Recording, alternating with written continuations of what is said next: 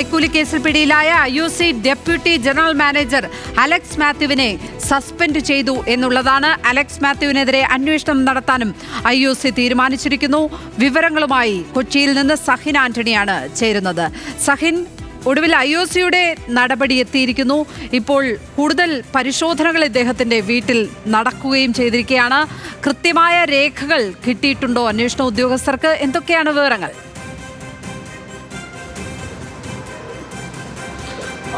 തീർച്ചയായിട്ടും ലക്ഷ്മി, അതായത് ഈ ഇദ്ദേഹത്തിനെതിരെ കൃത്യമായ രേഖകൾ കിട്ടിയതിൻ്റെ അടിസ്ഥാനത്തിൽ തന്നെയാണ് ഇന്ത്യൻ ഓയിൽ കോർപ്പറേഷൻ്റെ ഒരു ആഭ്യന്തര അന്വേഷണം പ്രഖ്യാപിച്ചിരിക്കുന്നത്. മാത്രമല്ല അദ്ദേഹത്തെ സസ്പെൻഡ് ചെയ്തിരിക്കുകയാണ്.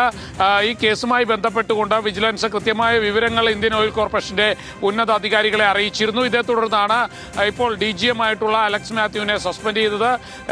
മാത്രമല്ല ഇയാളുടെ വീട്ടിൽ വിജിലൻസ് നടത്തിയ പരിശോധനയിൽ നിരവധി രേഖകൾ കണ്ടെത്തിയിരുന്നു, പണം കണ്ടെത്തിയിരുന്നു, മദ്യക്കുപ്പികൾ കണ്ടെത്തിയിരുന്നു. അങ്ങനെ ഇയാൾ വലിയ അഴിമതിക്കാരനാണെന്നാണ് വിജിലൻസ് ഉദ്യോഗസ്ഥർ പറയുന്നത്.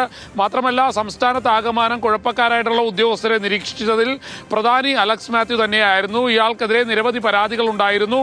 അതുകൊണ്ട് തന്നെയാണ് ഇയാൾ വിജിലൻസിന്റെ നിരീക്ഷണത്തിൽ ഉണ്ടായിരുന്നത്.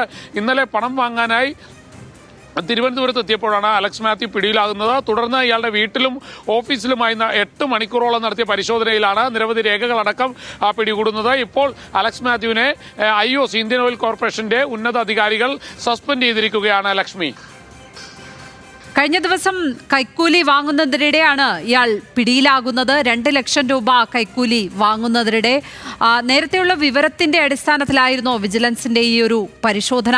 അപ്പോൾ ഇതൊരു സ്ഥിരം പരിപാടിയായി വച്ച് നടത്തുകയായിരുന്നു എന്നുള്ളതാണ് നമുക്ക് അതിനുശേഷം വരുന്ന വാർത്തകളിൽ നിന്ന് മനസ്സിലാകുന്നത്, അല്ലേ സഹിൻ?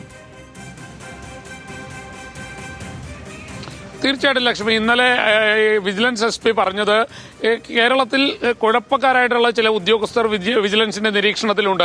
അതിൽ പ്രധാനിയായിരുന്നു അലക്സ് മാത്യു എന്നുള്ളതാണ്. മാത്രമല്ല സംസ്ഥാന സർക്കാരിലെ ഉദ്യോഗസ്ഥരെ മാത്രമല്ല കേന്ദ്ര സർക്കാർ ഉദ്യോഗസ്ഥരെ കൂടി വിജിലൻസ് നിരീക്ഷണത്തിൽ വെച്ചിട്ടുണ്ട്. അത്തരക്കാരെ വിജിലൻസ് നിരീക്ഷിച്ചുകൊണ്ടിരിക്കുകയാണ്. ഇതിൽ പ്രധാനിയാണ് ഇപ്പോൾ പിടിയിലായിട്ടുള്ള അലക്സ് മാത്യു. അതുകൊണ്ട് തന്നെയാണ് ഇയാളെ അറസ്റ്റ് ചെയ്യാൻ വിജിലൻസ് തീരുമാനിച്ചത്. ഇന്നലെ 2 ലക്ഷം രൂപ വാങ്ങുമ്പോൾ ഇയാൾ 10 ലക്ഷം രൂപയായിരുന്നു ആവശ്യപ്പെട്ടിരുന്നത്. അതിന്റെ ഒരു മുന്നോടി അല്ലെങ്കിൽ ഒരു അഡ്വാൻസ് എന്നുള്ള നിലയിലായിരുന്നു ഈ 2 ലക്ഷം രൂപ വാങ്ങിയതെന്നാണ് വിജിലൻസിന്റെ കണ്ടെത്തൽ.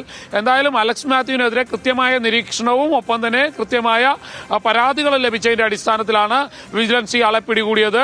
അതുകൊണ്ട് തന്നെയാണ് വിജിലൻസിന്റെ നിർദ്ദേശപ്രകാരമാണ് ഇന്ത്യൻ ഓയിൽ കോർപ്പറേഷനും ഇയാളെ സസ്പെൻഡ് ചെയ്തിരിക്കുന്നത്.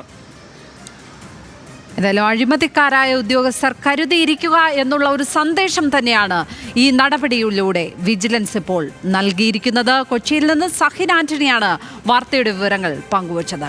ഇപ്പോൾ ഇദ്ദേഹത്തിനെതിരെ ആഭ്യന്തര അന്വേഷണവും നടന്നിരിക്കുകയാണ്. ഇപ്പോൾ IOCയും ഡെപ്യൂട്ടി ജനറൽ മാനേജർ അലക്സ് മാത്യുവിനെ സസ്പെൻഡ് ചെയ്തിരിക്കുന്നു എന്നുള്ള വാർത്തയാണ് ഏറ്റവും പുതുതായി എത്തിച്ചേർന്നിരിക്കുന്നത്.